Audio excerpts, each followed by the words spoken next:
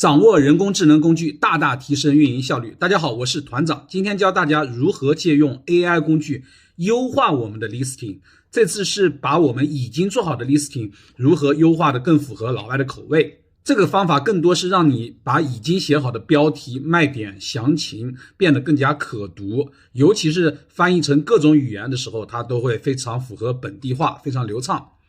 第一步，打开网站，点击文案优化替换。第二步，把自己已经写好的标题、卖点、详情复制进去。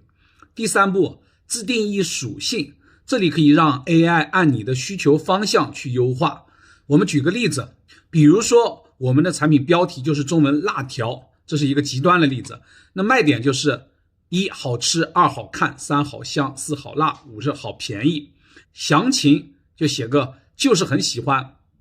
然后呢，你自定一个属性，就是说幽默点，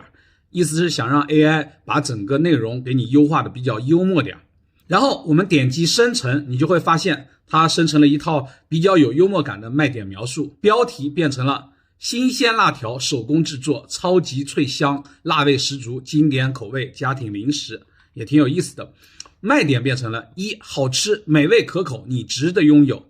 ；2好看，外表漂亮，让你一见倾心；3好香，香气扑鼻，让你心动不已；4好辣，辣味鲜美，让你欲罢不能；5好便宜，实惠价格，让你大快朵颐。下面的详情我就不念了，也是比较有幽默感的一个详情。如果你输出的语言是英文的话，那么它就会有相应幽默感的英文 listing 做出来了，其他语言也是一样的。